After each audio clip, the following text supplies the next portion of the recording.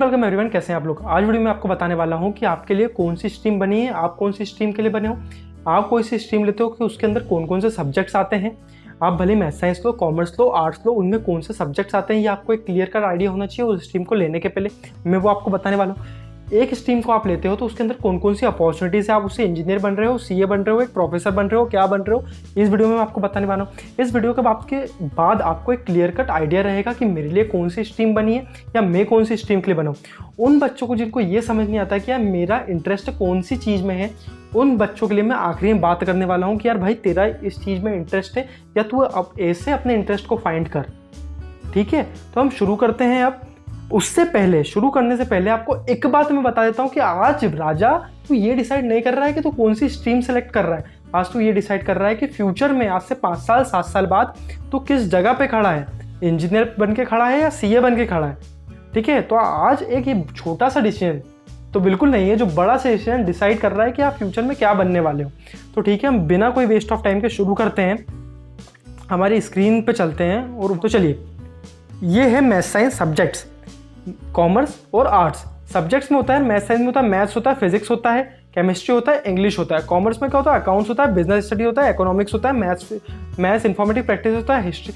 Arts में क्या होता है, history, geography, political science, sociology. ये तो आप नेट पे सर्च कर सकते हो। मैं आपको बताता हूँ कि कौन सी एबिलिटी कौन से बच्चे में होना चाहिए, तो उनको ये सब्जेक्ट लेना चाहिए। अब मैथ साइंस वाले बच्चों को यार मैथ्स में अच्छी पकड़ होना चाहिए, उनका मैथ्स का बेस स्ट्रांग होना चाहिए, क्योंकि मैथ्स ऑब्वियसली मैथ्स में काम आएगा। फिजिक्स में भी अब आने वाले टाइम में 11th 12th में मैथ्स काम आने वाला है। अभी तक जो 10th तक की फिजिक्स थी यार, वो थी रट्टा, आपको रट्टा लगाना पड़ता था। बहुत कम था जो न्यूमेरिकल टाइप के कॉन्सेप्ट आपको समझते थे। केमिस्ट्री के 3 पार्ट होते हैं यहाँ। एक होता है ऑर्गेनिक केमिस्ट्री, एक होता है इनऑर्गेनिक केमिस्ट्री, होता है फिजिकल केमिस्ट्री। ऑर्गेनिक इनऑर्गेनिक में तो मैथ्स ज़्यादा काम नहीं आता, पर फिजिकल केमिस्ट्री में मैथ्स बहुत ज़्यादा काम आता है। इंग्लिश तो एक लैंग्वेज है, आपको इसकी बिल्कुल भी टेंशन नहीं लेना है, ये तो खुद ब खुद कंप्लीट हो जाता है। आप एडिशनल में सब्जेक्ट ले सकते हो, इसमें कंप्यूटर साइंस हो गया या फिजिकल एजुकेशन हो गया। मतलब मैथ साइंस वाले बच्चों के लिए मैथ्स स्ट्रॉन्ग हो तो उनको मैथ्स लेना चाहिए। कॉमर्स वाले बच्चों को क्या करना चाहिए, कॉमर्स वाले बच्चे accounts, business study, economics, maths और इन्फॉर्मेटिक प्रैक्टिसेस, ये सब सारे सब्जेक्ट है। जिनका मैथ्स वाले पार्ट में स्टैटिक्स पसंद है, उनके लिए कॉमर्स बना हुआ है। और उन बच्चों को भी कॉमर्स लेना चाहिए जो सीए सीएस बनना चाहते हैं, या उनके मन में सोच के रखा उनने पहले से, या जिनको लर्न अच्छे से होता है, मतलब वो चीज़ों को याद अच्छे से कर पाते हैं, दूसरे बच्चों से जल्दी कर पाते हैं। मतलब जैसे इकोनॉमिक्स हो गया, इसमें ये रटने का सब्जेक्ट है, याद करने की जैसी चीज़। बिजनेस स्टडीज़ में भी बहुत कुछ रटने का रहता है। अकाउंट्स में स्टैट्स का बहुत काम पड़ता है। आर्ट्स वाला सब्जेक्ट है जिन बच्चों को हिस्ट्री, जियोग्राफी, सोशियोलॉजी, साइकोलॉजी, इन सब्जेक्ट में इंटरेस्ट रहता है, लैंग्वेज में इंटरेस्ट रहता है, हिंदी, इंग्लिश, एक संस्कृत लैंग्वेज और हो गई, उन लैंग्वेज में इंटरेस्ट लेता है, उन बच्चों के लिए आर्ट्स सब्जेक्ट बना हुआ है। मतलब मैथ साइंस वाले बच्चों के लिए जो मैथ्स है वो स्ट्रांग होना चाहिए। स्ट्रांग होने से मेरा मतलब ये नहीं है कि आपकी प्रीवियस क्लास में उस सब्जेक्ट में आपके बहुत अच्छे मार्क्स होना चाहिए, मैं बिल्कुल नहीं बोल रहा हूँ। बस आपका इसमें मैथ्स में इंटरेस्ट होना चाहिए, आपको समझ में आना चाहिए कि यार ये स्टेप है तो इसके बाद ये स्टेप मैंने क्यों करी है। बस आप उसको रट के नहीं बैठे हो। तो रट्टाफिकेशन 10th तक मैथ्स में भले ही एक बार आपने कर लिया हो, 11th 12th में नहीं हो पाएगा, क्योंकि अब जो लेवल है वो अब P into P B PT square तक का लेवल नहीं है, बहुत बड़ा लेवल आने वाला है। मतलब मैथ्स की पहले बुक इतनी मोटी थी तो बुक इतनी मोटी होने वाली है आपकी। तो इसलिए मैथ्स आपको पसंद होना चाहिए मैथ साइंस के लिए। कॉमर्स वाले बच्चों का मैंने बताया, आर्ट्स वाले बच्चों को मैंने आपको बताया। अब मैं बात करता हूँ अपॉर्चुनिटीज़ की, क्या क्या अपॉर्चुनिटीज़ रहती है। मैथ साइंस वाले बच्चों के पास जो अपॉर्चुनिटी वो रहती है कि वो इंजीनियर बन सकता है, डॉक्टर बन सकता है, डिफेंस में जा सकता है, मास कॉम में जा सकता है, सीए बन सकता है, सीएस बन सकता है, डिज़ाइन की फील्ड में जा सकता है, फिल्म प्रोडक्शन की फील्ड में जा सकता है। अब पहले आप ये बात समझो कि इंजीनियर खुद में एक बहुत बड़ी फील्ड है। मतलब इंजीनियर वो व्यक्ति भी है जिसने आपका घर बनाया, इंजीनियर वो व्यक्ति भी है जिसने आपकी बाइक बनाई, जिसने आपकी कार बनाई, इंजीनियर वो व्यक्ति भी जिसने आपका फ़ोन बनाया, जिसने आपके सॉफ्टवेयर बनाए। अलग अलग इंजीनियर्स होते हैं। इंजीनियर एक केमिकल इंजीनियर भी होता है, एक सीएस भी होता है, कंप्यूटर साइंस इंजीनियर होता है, एक मैकेनिकल इंजीनियर होता है, एक सिविल इंजीनियर होता है। अलग अलग टाइप के इंजीनियर। वैसा का वैसा डॉक्टर में भी यार एक ही टाइप का डॉक्टर नहीं होता, अलग अलग टाइप के डॉक्टर होते हैं। जैसे हमारे होम्योपैथिक डॉक्टर हो गए, हमारे आयुर्वेदिक डॉक्टर हो गए।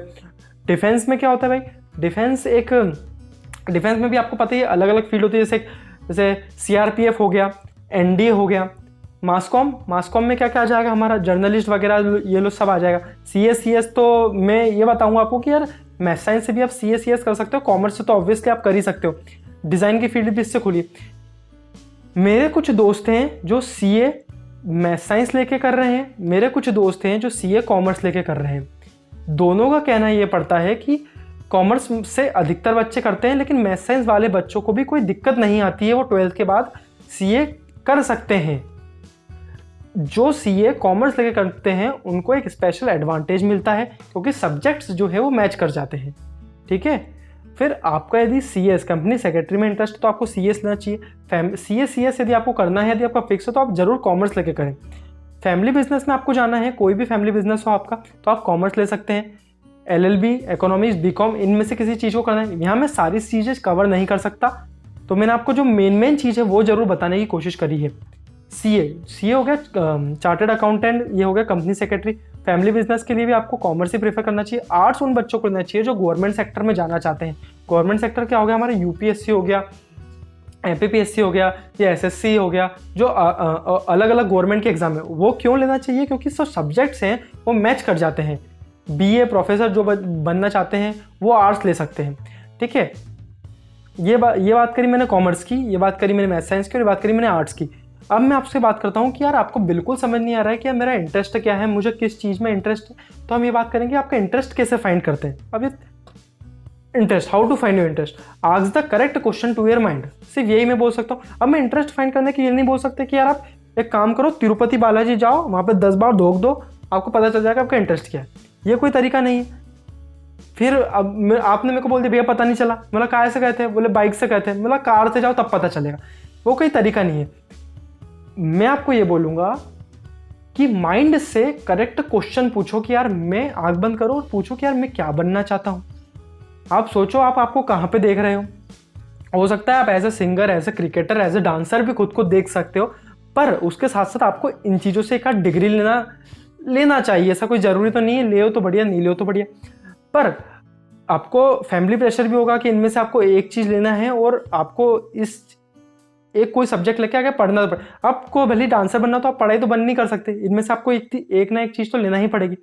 तो एक करेक्ट क्वेश्चन पूछो, मैं क्या बनना चाहता हूँ। अब इन तीनों में से कुछ सोचो, क्या आप खुद को एज ए डॉक्टर देख रहे हो, आप खुद को एज ए इंजीनियर देख रहे हो, आप खुद को एज ए साइंटिस्ट देख रहे हो, वहाँ से आपको समझ पड़ेगा कि आप क्या बनना चाहते हो। और क्या करेक्ट क्वेश्चन पूछो माइंड से, मतलब ये मत पूछो कि मैं कौन सी स्ट्रीम सेलेक्ट करना चाहता हूँ, नहीं, उससे माइंड को क्या पता स्ट्रीम के अंदर क्या है। माइंड को और अंदर जाके पूछो कि यार मैं क्या बनना चाहता हूँ। और बनना चाहता हूँ मैं ऐसा मत बोल देना कि मैं इंजीनियर बनना चाहता हूँ, नहीं,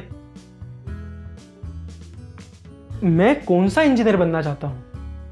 क्या मैं घर बनाना चाहता हूँ, मैं सिविल इंजीनियर बनना चाहता हूँ, या मैं एक मोबाइल ऐप बनाना चाहूँ, ऐप डेवलपमेंट में जाना चाहता हूँ, या मैं खुद की एक वेबसाइट बनाना चाहता हूँ, या मैं एक बाइक बनाना चाहता हूँ, एक मैकेनिकल इंजीनियर बनना चाहता हूँ, मैं कौन सा लॉयर बनना चाहता हूँ। ऐसे स्पेसिफिक क्वेश्चन आपसे माइंड से पूछो, तो वो आपको माइंड एक पर्टिकुलर आंसर देगा।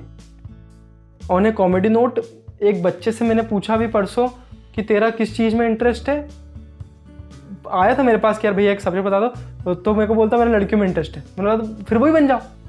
तो ऐसे उल्टे सीधे मत करना। अभी एक वो तो मैंने कॉमेडी बता दिया आपको, बिल्कुल अच्छे से सोचो क्या बनना चाहते हो। ठीक है, वीडियो मेरी एंड हो गई है। वो जब भी बिल्कुल कंफर्म हो जाए आपका कि यार ये बनना है, तो मेरी सारी बताई हुई बातों को स्ट्रीम सेलेक्ट करने के पहले एक बार सोच लेना। तो ठीक है, सिया, बाय बाय, टाटा।